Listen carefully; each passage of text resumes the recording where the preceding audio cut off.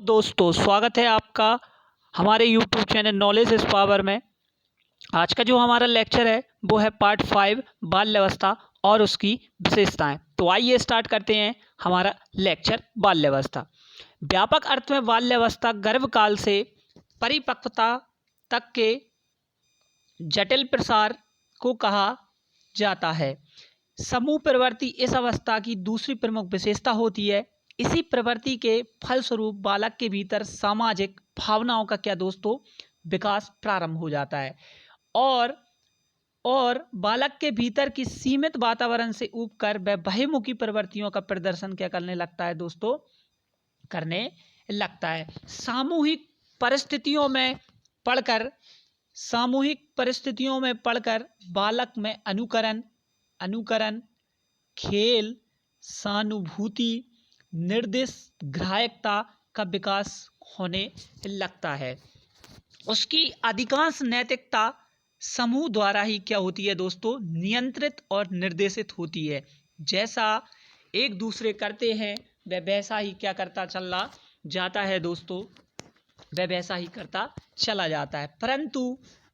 परंतु उससे उच्च नैतिकता की क्या नहीं की जा सकती दोस्तों, आचरण और आदर्श नैतिक निर्णय की आशा नहीं की जा सकती है दोस्तों।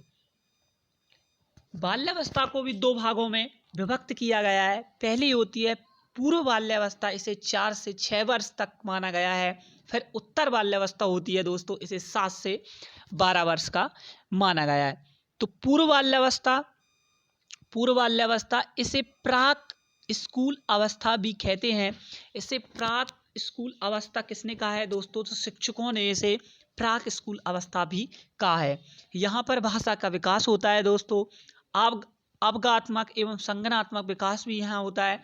बौद्धिक विकास, सामाजिक तथा संवेगात्मक विकास होते होते देखा जाता है। लगभग संवेग उसके आचरण में देखे जाते हैं दोस्तों, ठीक है ना। इसे प्राक टोली अवस्था भी कहा जाता है। यह एक समस्या अवस्था होती है क्योंकि यहाँ पे बालक कई समस्याओं से गुजरता हुआ दिखाई देता है। इसे खिलौनों की अवस्था भी कहते हैं, ठीक है ना। इस अवस्था में पहले उन्मुखता होती है, इसलिए पूर्व बाल्यावस्था को अन्वेषणात्मक अवस्था भी कहते हैं क्योंकि बालक क्या करने लगता है, यहाँ से उत्सुकता दिखाने लगता है, इसलिए अन्वेषण करने लगता है। अनुकरण करने की प्रवृत्ति अधिक तीव्र पाई जाती है।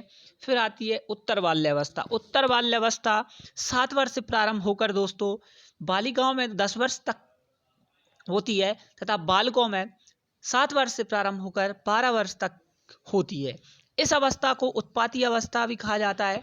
इसे उत्पाती अवस्था इसलिए कहा जाता है क्योंकि जो बच्चा होता है वो इधर उधर घूमने लगता है, खेलने लगता है, दोस्तों के साथ टाइम स्पेंड करने लगता है, ठीक है ना। इसे उत्पाती अवस्था किसने कहा है, तो माता पिता ने इसे उत्पाती अवस्था कहा है क्योंकि माता पिता उसे समझ नहीं पाते हैं वे क्या कर रहा है और क्या नहीं कर रहा है। प्रारंभिक स्कूल की अवस्था दोस्तों किसने कहा है, तो शिक्षकों ने इसे प्रारंभिक स्कूल की अवस्था कहा है। गिरोह की अवस्था किसने कहा है, तो मनोवैज्ञानिकों ने दोस्तों इसे गिरोह की अवस्था कहा है। इसे नाजुक अवस्था भी कहते हैं। सृजनात्मक अंतःशक्तियों का विकास यहाँ होने लगता है। नए नए सृजन करने लगता है बालक, खिलौनों को तोड़ना, उनको बार बार देखना, ये किस चीज़ से बने हैं, कैसे बने हैं, इस टाइप की क्रियाएं क्या करने लगता है दोस्तों, बालक करने लगता है। और इसे खेलों की अवस्था भी कहा जाता है। अब यहाँ बालक में भाषा का एवं गामक का विकास के बारे में पढ़ लेते हैं कि बालक में भाषा एवं गामक का विकास कैसे होता है। तो बाल्यावस्था 5 या 6 वर्ष से 12 वर्ष तक की होती है। इसे कुछ उपनामों में भी डिवाइड किया गया है दोस्तों, जैसे कि टोली की अवस्था, खेलों की अवस्था, निश्चिंतता की अवस्था, अनोखा काल, निर्माणकारी अवस्था, मंद परिवर्तन काल।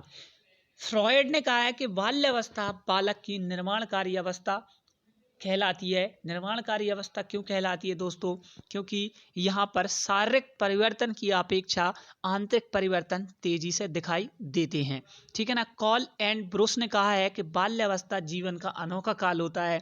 क्योंकि अनोखा काल इसलिए होता है क्योंकि बच्चा यहाँ सामाजिकरण, बौद्धिक विकास, भाषा विकास, सारे संवेगात्मक विकास तीव्र सीमा पर होते हैं। किलपेट्रिक्स ने कहा है कि बाल्यावस्था प्रतिद्वंदात्मक सामाजिकरण की अवस्था होती है। रॉस ने कहा है कि बाल्यावस्था मिथ्या परिपक्वता की अवस्था होती है। मिथ्या परिपक्वता की अवस्था कहने के पीछे इनका तात्पर्य क्या है दोस्तों? तो मिथ्या परिपक्वता की अवस्था का कहने का तात्पर्य ये है कि यहाँ पर बालक यह समझने लगता है कि वह अब परिपक्व हो गया है और वह सब कुछ कर सकता है जो एक वयस्क आदमी करता है। स्ट्रेंग के अनुसार 10 वर्ष की अवस्था तक ऐसा कोई खेल नहीं होता जिसे बालक नहीं खेलता। विशेषताएं हैं इस अवस्था में। अब इसकी विशेषताओं के बारे में पढ़ लेते हैं। बाल्यावस्था, इस अवस्था में बाह्य रूप से परिवर्तन बहुत कम होते हैं तथा आंतरिक परिवर्तन अधिक दिखाई देते हैं, इसलिए इसे मंद परिवर्तन काल भी कहा जाता है दोस्तों, ठीक है ना।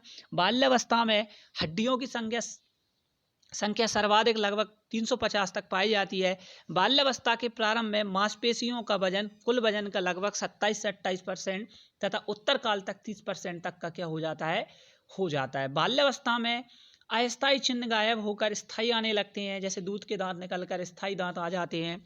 इस अवस्था में लगभग 75% बौद्धिक क्षमता का विकास हो जाता है तथा बालक में मूल चिंतन पैदा होने लगता है और पलट कर जवाब देने लगता है, यानी पलटा विचिंतन विकसित हो जाता है। बालक संक्रियाएं करना सीख जाता है, गणना करना सीख जाता है तथा 9 वर्ष आते आते तर्क करना भी क्या दोस्तों सीख जाता है। रंगों की पहचान करने लगता है, ये काला है, ये पीला है, नीला है। इस अवस्था में बालक बालिकाएं समलिंगी के साथ ही समूह बनाते हैं, बालक बालक के साथ, बालिका बालिका के साथ एवं मित्रता रखते हैं। खेल मैदान में बालक का अधिक समय होता है, वहीं से वह सामाजिकरण का पाठ पढ़ता है। बाल्यावस्था में बालक झूठ बोलना, चोरी करना जैसे व्यवहार करना सीख जाता है यदि एनवायरनमेंट सही तरीके से नहीं मिलता तो। इस अवस्था में बालक खेल आधारित कार्यों को स्वतंत्र रूप से करता है एवं अधिकतर समय खेलों में ही क्या करता है दोस्तों गुजारता है। बाल्यावस्था में बालकों की अपेक्षा बालिकाओं के शरीर में अधिक वृद्धि क्या होती है दोस्तों दृष्टि गोचर होती है। इस अवस्था के बालक संवेगों के दृष्टिकोण से क्षणिक संवेग प्रदर्शन एवं नियंत्रण की उच्चतर विशेषता वाले होते हैं, ठीक है ना। जल्दी जल्दी संवेग प्रदर्शन होने लगते हैं, जैसे कि भय, रूठना, रोना, और नियंत्रण भी उच्चतर होता है। जल्दी जल्दी भी क्या कर लेते हैं, उन पर नियंत्रण भी करना सीख जाते हैं। पूर्व बाल्यावस्था को खिलौनों का काल कहते हैं दोस्तों, क्योंकि इस अवस्था में बालक खिलौनों के साथ अधिक समय गुजारता है। ध्यान रहे, खिलौनों की अवस्था शैशवावस्था होती है। बाल्यावस्था निरुद्देश्य भ्रमण की अवस्था है दोस्तों।